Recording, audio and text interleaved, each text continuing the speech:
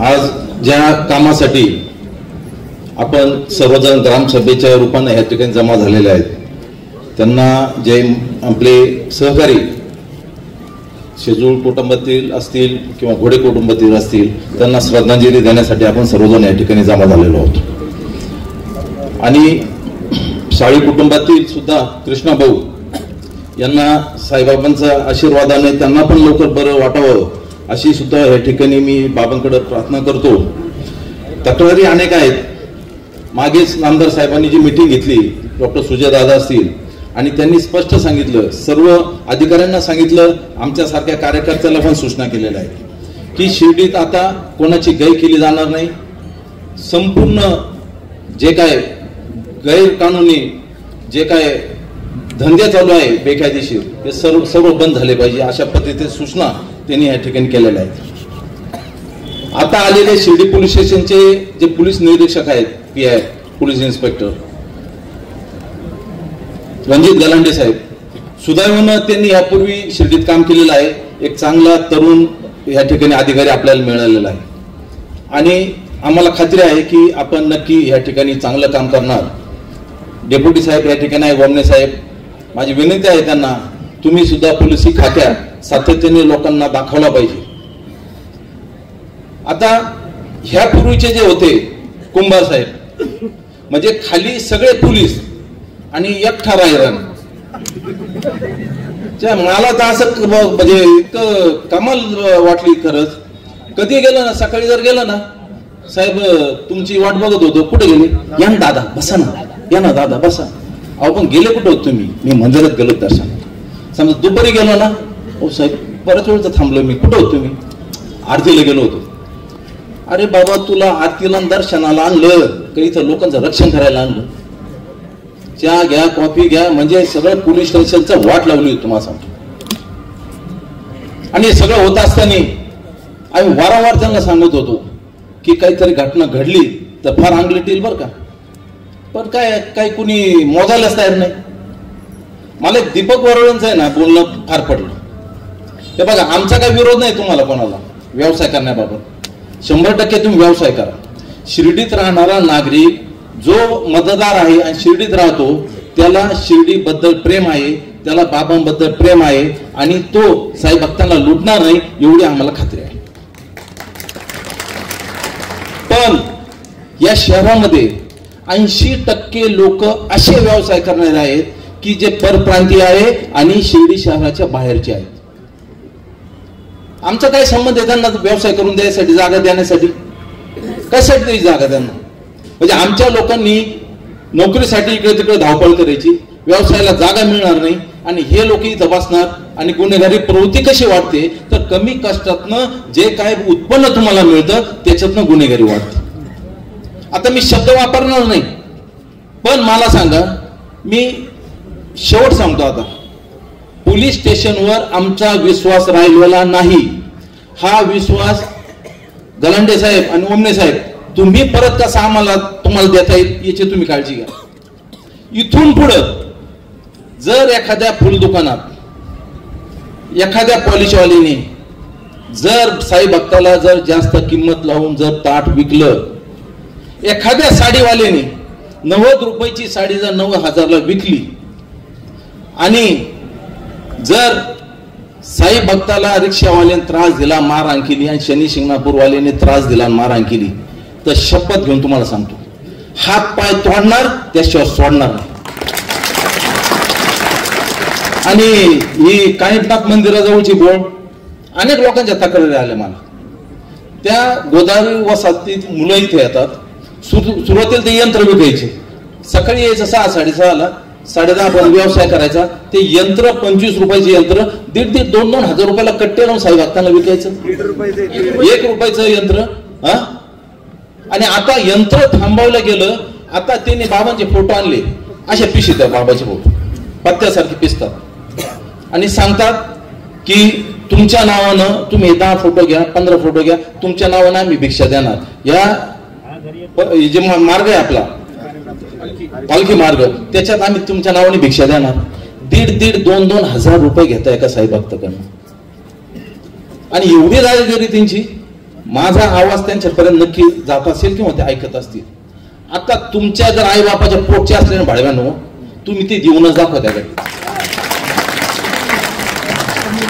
तुम्हाला वाटेल उद्या सकाळी आम्ही येणार, अजिबात नाही. आम्ही वाट बघू कधी येता तुम्ही.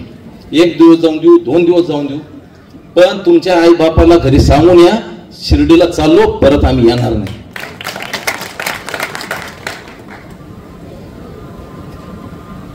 हे सगळं होत असताना जी आपली जबाबदारी आहे ती जबाबदारी आपल्याला टाळता येणार नाही. ही जी गर्दी दिसते ना तुम्हाला, ही काय बळजबरी आणलेली गर्दी नाही. सगळ्यांच्या मनात भीती आहे, सगळ्यांना संरक्षण हवंय. प्रत्येक जणाला वाटतं व्यवसाय व्हावा, पण आज अशी परिस्थिती आहे 2 पैसे कमी आले चालतील, पण आमच्या कुटुंबाला संरक्षण पाहिजे. त्या दिवशीची जी सकाळ होती त्या जागी कैलास बाप्पू असते, अभय शेळके असते, कुणी असतं तरी आमचा तोच कार्यक्रम झाला असता. मग हे लोक मोठे होऊन द्यायचे का?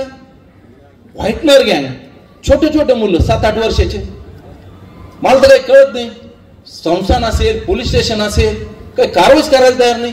ते मुलं व्हाईटनरचा नशा करतात, साई भक्ताचे कपडे वड, काही वड, एक टिळा लावायचे 200च्या खाली, 150च्या खाली, 100 रुपयाच्या खाली पैसे घेत नाही. रोजचे ते 1,500-2,000 हजार रुपये कमवून जातात. त्यांचे आई बाप फक्त त्यांना राखण करायला थांबतात आणि त्या पैशांवर 30-40 हजार रुपयाचा महिना मिळतो. त्या पोरांच्या त्या कमाईवर ते आई बाप आपला उदरनिर्वाह करत असतात. पहिले तर त्या आई बापांना त्या ठिकाणी अटक केली पाहिजे. साहेब, हा विषय इतका सोपा आहे तुम्ही समजू नका.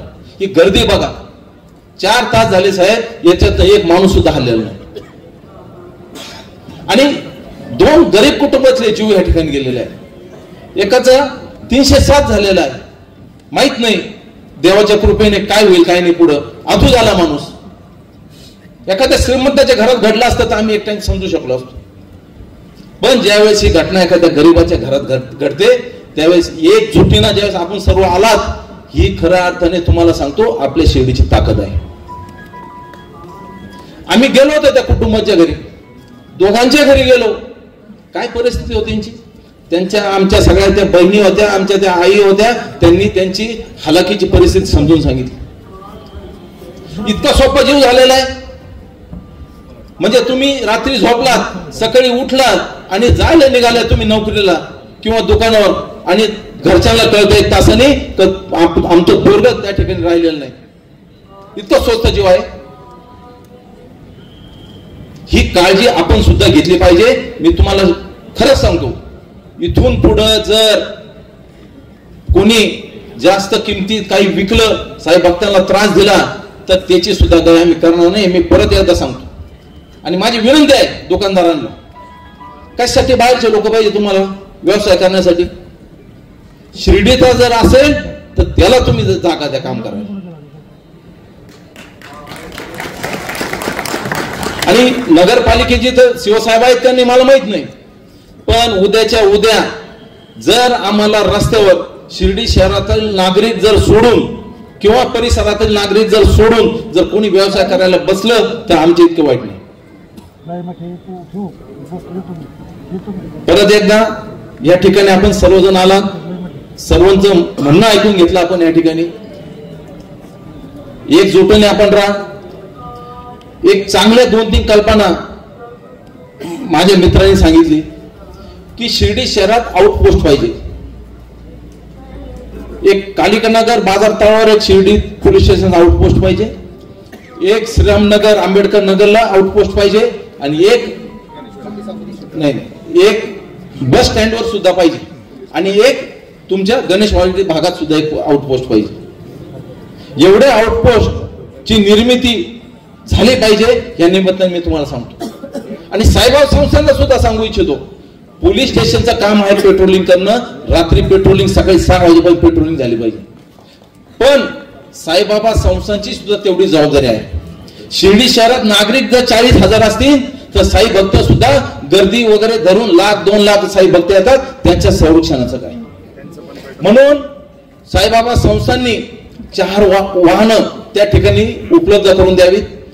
त्यांच्या काही जे सिक्युरिटी मधले चांगले हट्टेकट्टे जे कोणी मुलं असतील त्या ठिकाणी त्यांना पूर्व बाजूला 2 गाड्या आणि पश्चिम बाजूला 2 गाड्या, रात्री 10 ते सकाळी 6 पर्यंत संस्थांनी सुद्धा पेट्रोलिंग केली पाहिजे.